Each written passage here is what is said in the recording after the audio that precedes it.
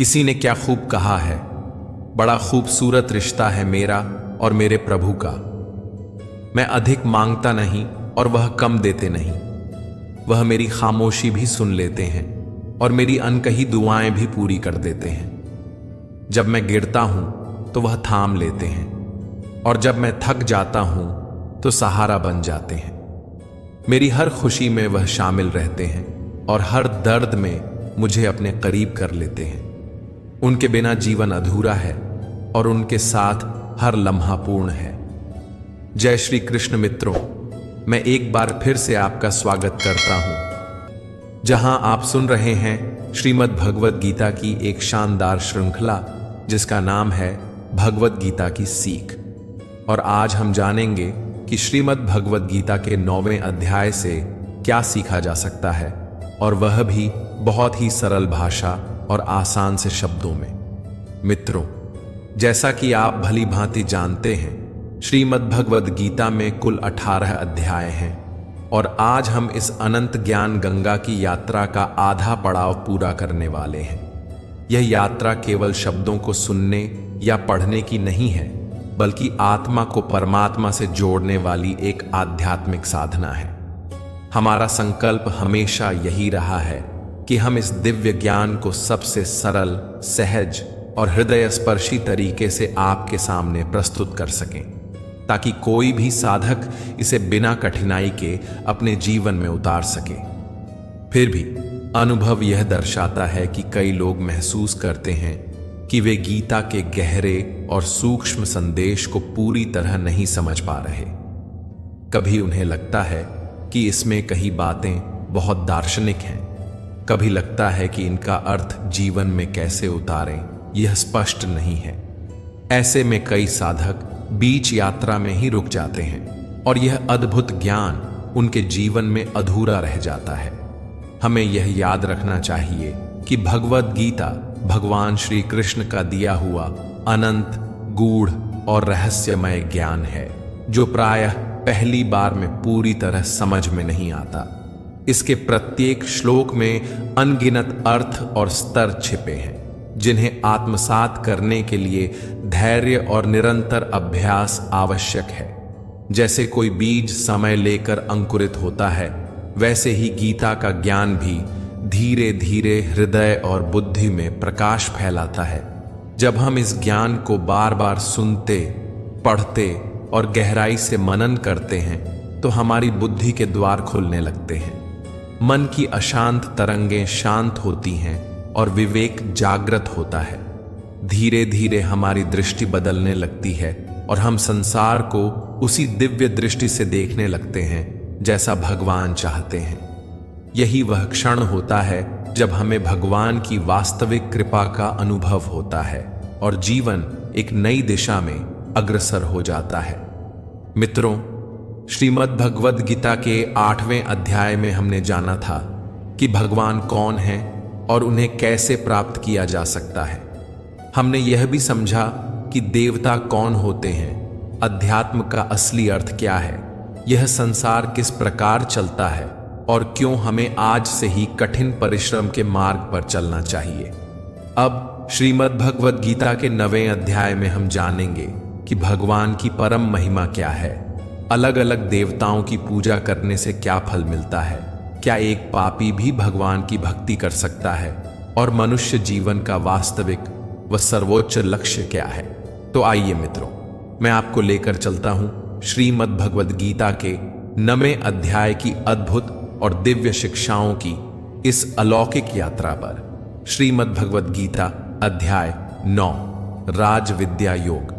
मित्रों, 7वें और 8वें अध्याय में भगवान श्री कृष्ण ने भक्ति को योग की प्राप्ति का सबसे सरल मार्ग और योग की श्रेष्ठ पद्धति बताया था।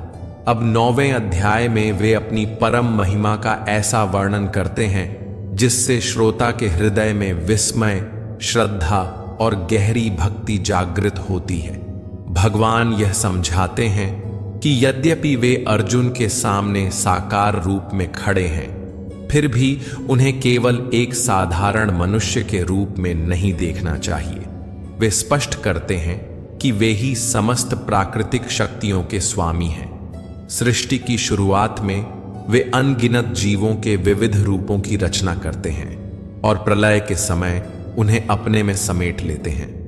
इसके बाद सृष्टि के अगले चक्र में वे पुनः उन्हें प्रकट करते हैं। जैसे वायु हर स्थान पर प्रवाहित होते हुए भी आकाश में स्थित रहती है, वैसे ही सभी जीव भगवान में निवास करते हैं। फिर भी अपनी योग माया शक्ति के कारण वे तटस्थ पर्यवेक्षक बने रहते हैं और इन सारी गतिविधियों से विलग व निरपेक्ष रहते हैं। भगवान यह भी स्पष्ट करते हैं कि वे ही आराधना के एकमात्र योग्य लक्ष्य हैं। साथ ही वे विभिन्न देवताओं की पूजा से जुड़े भ्रम का निवारण करते हुए बताते हैं कि सभी देवताओं की पूजा अंततः उन्हीं तक पहुंचती है, किंतु सीधी और शुद्ध भक्ति केवल उन्हें ही करनी चाहिए। वे सभी प्राणियों के सर्वोच्च लक्ष्य, सहायक, शरणदाता और सच्चे मित्र हैं। श्री कृष्ण बड़े दृढ़ और करुणामय स्वर में कहते हैं कि वे न तो किसी का पक्ष लेते हैं, न किसी की उपेक्षा करते हैं। वे सभी प्राणियों के प्रति समान भाव रखते हैं, चाहे वह कोई महान साधक हो या अधम पापी। उनकी करुणा इतनी असीम है कि यदि कोई अत्यंत पापी भी सच्चे मन से उनकी शरण में आ जाए तो वे आनंद पूर्वक उसे अपना लेते हैं, उसके हृदय को पवित्र कर देते हैं और उसे शीघ्र ही सद्गुणी बना देते हैं। वे यह दिव्य आश्वासन देते हैं कि उनके सच्चे भक्त का कभी पतन नहीं होगा। भगवान कहते हैं कि वे अपने भक्तों के हृदय में स्वयं विराजते हैं, उनके हर अभाव को पूरा करते हैं और जो पहले से उनके पास है उसकी रक्षा भी करते हैं। यही कारण है कि हमें हर पल, हर सांस में उनका स्मरण और आराधना करनी चाहिए। अपने मन और शरीर को पूर्ण रूप से उनके चरणों में समर्पित कर देना चाहिए और उन्हें ही अपना जीवन का अंतिम और सर्वोच्च लक्ष्य मानना चाहिए। 9वें अध्याय के प्रथम श्लोक में भगवान श्री कृष्ण बड़े स्नेह से अर्जुन से कहते हैं, इदम तु ते गुह्यतमं प्रवक्ष्याम्यनसूयवे ज्ञानम विज्ञान सहितम यज्ञात्वा मोक्षसे शुभात्।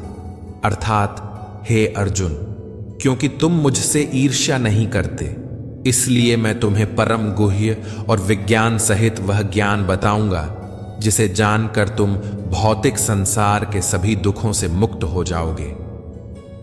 यह केवल ज्ञान नहीं बल्कि राज विद्या है, विद्या की राजा। यहां विद्या का अर्थ साधारण शिक्षा से नहीं है, बल्कि वह दिव्य विद्या है जो आत्मा को परम धाम तक पहुंचा देती है, जो जन्म मरण के बंधन से मुक्त कर देती है।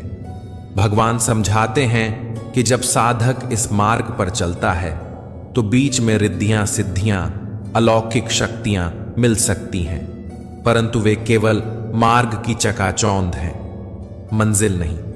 यदि हम उनमें उलझ गए तो यह अविद्या की जीत होगी, लेकिन यदि हम निश्चल मन से आगे बढ़ते रहे तो निश्चित ही अंतिम लक्ष्य परम धाम मोक्ष को प्राप्त करेंगे। भगवान श्री कृष्ण अर्जुन से कहते हैं, हे अर्जुन, यह संपूर्ण जगत मेरे अव्यक्त अदृश्य स्वरूप में व्याप्त है।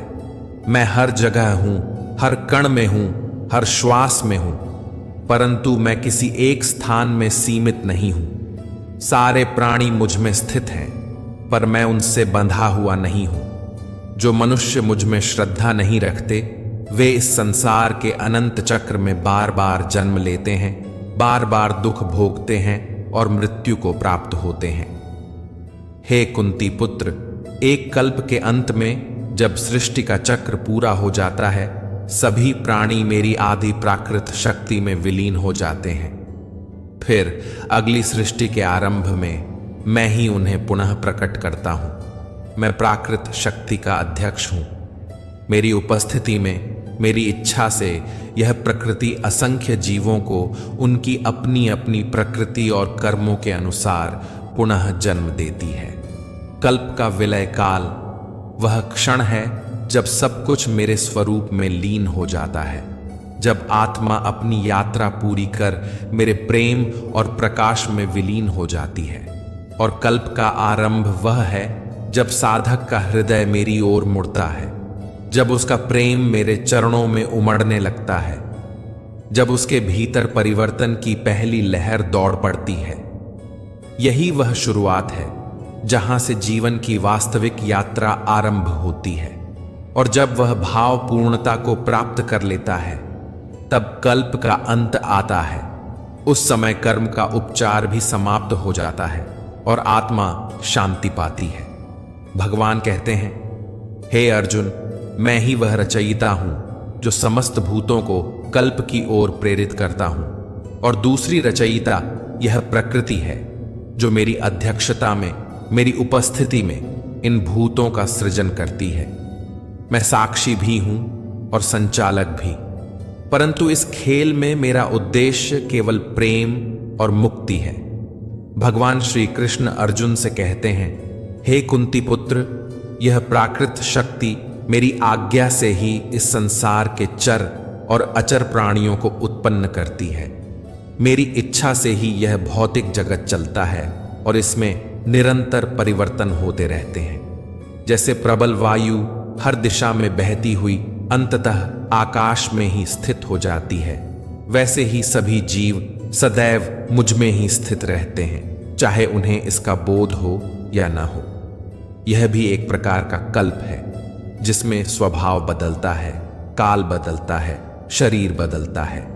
आत्मा एक शरीर को छोड़कर दूसरे शरीर में जाती है।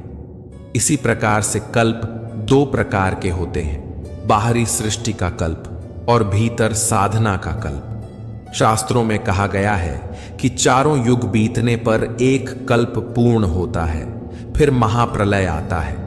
परंतु इसका गहरा अर्थ यह है कि जब तक आत्मा स्वयं को परमात्मा से अलग मानती है, तब तक यह युग धर्म और पुनर्जन्म का चक्र चलता रहता है।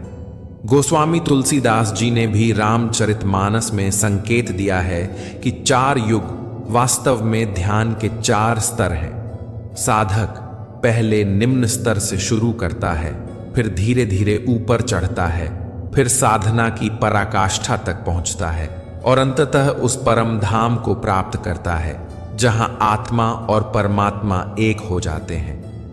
यही वह क्षण है जब आत्मा का पूर्ण विलय परमात्मा में हो जाता है। हे अर्जुन, मैं ही मनुष्यों को उनके कर्मों के अनुसार फल देता हूं, उन्हें पुनर्जन्म प्रदान करता हूं। लेकिन इस कर्म में मेरा न कोई मोह है न अहंकार। मैं यह सब करते हुए भी कर्म के बंधन में नहीं बंधता, क्योंकि मैं सदा तटस्थ और निर्लिप्त रहता हूं। दुर्भाग्य से जो मेरी माया के जाल में फंस जाते हैं, जो मुझे मेरे वास्तविक स्वरूप में नहीं पहचानते, वे मूर्ख और भ्रमित लोग व्यर्थ की आशाएं और व्यर्थ के कर्म करते रहते हैं और सदा इसी संसार में बंधे रह जाते हैं। बहुत से लोग मेरे स्वरूप को, मेरी शक्ति को, मेरी वास्तविकता को समझ ही नहीं पाते। मित्रों, कहते हैं ना, जाकी रही भावना जैसी, प्रभु मूर्ति देखी तिन तैसी।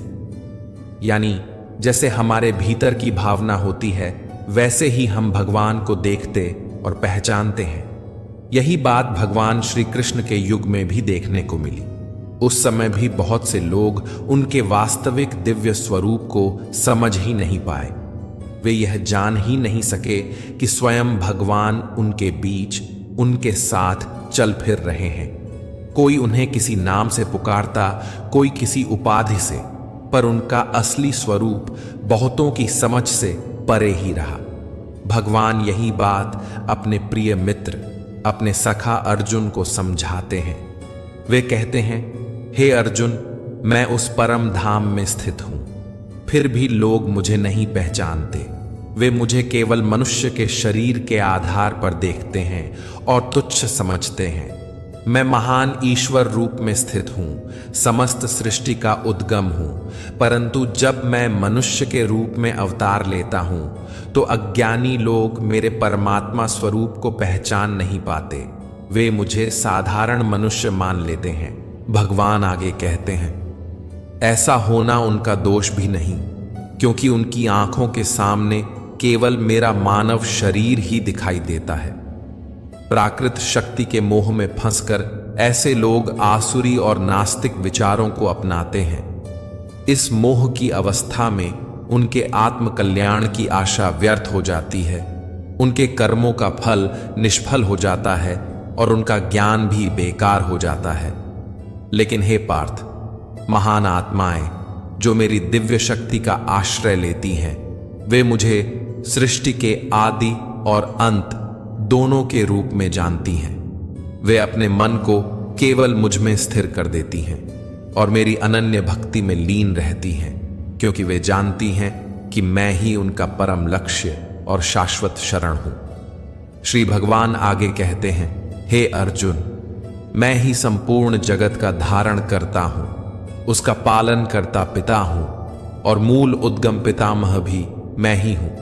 मैं ही वेदों में वर्णित समस्त कर्मकांड, यज्ञ और पितरों को अर्पित तर्पण हूं। मैं ही औषधीय वनस्पतियां हूं, वैदिक मंत्र हूं, घी, अग्नि और यज्ञ की क्रिया भी मैं ही हूं।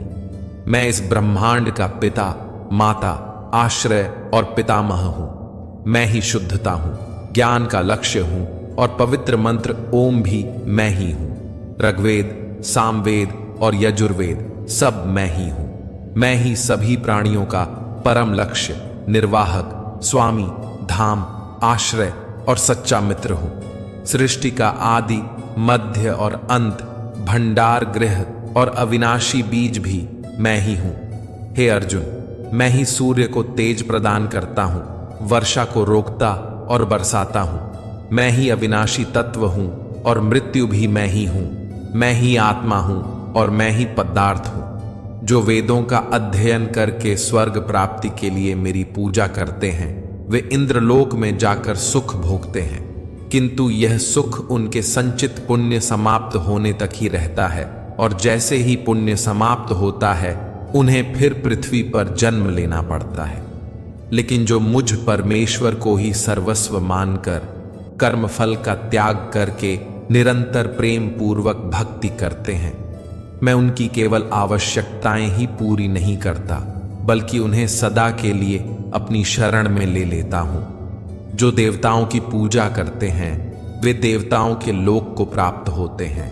जो पितरों की पूजा करते हैं वे पितृलोक जाते हैं। जो भूत प्रेत या राक्षसों की पूजा करते हैं वे उन्हीं लोकों में जाते हैं, और जो मुझे भजते हैं वे सदैव मेरे पास आते हैं। देवताओं, पितरों या भूतों की पूजा करने वालों का ज्ञान सीमित है और उन्हें मृत्यु लोक में बार बार जन्म लेना पड़ता है। इसीलिए अर्जुन, तू जो भी खाता है, जो दान करता है, जो तप करता है या कोई भी कर्म करता है, उसे मुझको अर्पित करके कर। ऐसा करने से तू निश्चित ही मुझे प्राप्त करेगा। मेरे लिए कोई प्रिय या अप्रिय नहीं है। यहां तक कि यदि कोई अत्यंत दुराचारी भी हो, चाहे स्त्री हो या पुरुष, राजा हो या भिखारी, यदि वह मुझ में पूर्ण आसक्ति रखता है तो वह भी इस भव सागर से पार हो जाता है। इसलिए हे पार्थ, यदि तू भी मुझ में समर्पित रहेगा तो मुझे ही प्राप्त करेगा। मित्रों, भगवान श्री कृष्ण यहाँ बड़े ही मार्मिक ढंग से हमें एक गहरी शिक्षा देते हैं। वे बताते हैं कि जो लोग केवल वैदिक कर्म कांडों और देवताओं की पूजा में लगे रहते हैं, वे अपने पुण्य के बल पर स्वर्ग लोक तक तो पहुंच जाते हैं, लेकिन यह सुख स्थायी नहीं होता। जैसे ही उनके पुण्य कर्म समाप्त हो जाते हैं, उन्हें वापस इसी पृथ्वी लोक पर लौटना पड़ता है और फिर से जन्म मरण के चक्र में बंधना पड़ता है। लेकिन मित्रों, इसके विपरीत जो भक्त पूरे मन, वचन और कर्म से भगवान में तन मन धन समर्पित कर देते हैं, उनकी मंजिल अलग होती है। ऐसे लोग परम धाम को प्राप्त करते हैं, वह धाम जहां न कोई जन्म है, न मरण, न कोई दुख और न कोई मोह। भगवान स्वयं इस भक्ति को सर्वोत्तम बताते हैं, क्योंकि यह भक्ति हमें उनके साथ एक अटूट शाश्वत बंधन में बांध देती है। सोचिए मित्रों, कैसा अद्भुत अनुभव होगा जब हम अपने जीवन के हर कार्य को भगवान को समर्पित कर देंगे। तब हमारे कर्मों का बंधन हमें जकड़ नहीं पाएगा। हम स्वतंत्र होंगे, मुक्त होंगे और सच्चे अर्थों में भगवान के प्रिय बन जाएंगे। श्री कृष्ण कहते हैं, जो जिसकी पूजा करता है मैं उसे उसी से जोड़ देता हूं। इस वाक्य में जीवन का गहरा रहस्य छिपा है। जैसे हम जिस संगत में रहते हैं वैसा ही बन जाते हैं, वैसे ही हमारी भक्ति और भावना हमें उसी परिणाम की ओर ले जाती है। अगर हम नकारात्मक सोच वाले लोगों के साथ समय बिताएंगे तो धीरे धीरे हमारे विचारों में भी वही कड़वाहट, वही निराशा आ जाएगी। लेकिन अगर हम सकारात्मक, प्रेरणादायक और उद्देश्यपूर्ण लोगों की संगति करेंगे तो हमारे भीतर भी वैसी ही ऊर्जा, वैसा ही आत्मविश्वास आ जाएगा। इसलिए मित्रों, अपने जीवन में ऐसे लोगों को स्थान दें जो हमें ऊंचाइयों की ओर ले जाएं, जो हमें प्रेरित करें, जो हमें हमारे असली लक्ष्य की याद दिलाएं। क्योंकि जैसा भगवान ने कहा है, जैसी भावना वैसा नतीजा। सही मार्ग पर चलने वाला भले ही आज छोटी सी शुरुआत करे, लेकिन समय के साथ वह अपनी मंजिल तक जरूर पहुंचता है। और वह मंजिल है भगवान के चरणों में स्थान पाना, जो जीवन का सबसे बड़ा और सबसे मधुर पुरस्कार है। मित्रों, आशा है कि श्रीमद् भगवद गीता के 9वें अध्याय की यह सरल व्याख्या आपको उपयोगी लगी होगी और आपके मन को स्पर्श किया होगा।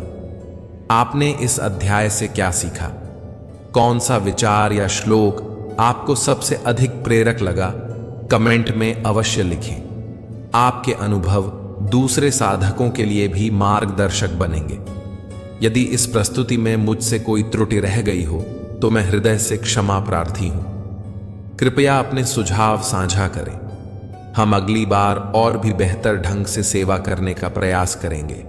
यदि यह वीडियो आपको सहायक लगा हो तो इसे अधिक से अधिक लोगों तक पहुंचाने के लिए साझा करें। बहुत जल्द हम श्रीमद् भगवद गीता के 10वें अध्याय विभूति योग की उतनी ही सरल और सुगम व्याख्या लेकर उपस्थित होंगे। तब तक अपना ख्याल रखें, स्वस्थ रहें, प्रसन्न रहें। जय श्री राधे कृष्ण। राधे राधे।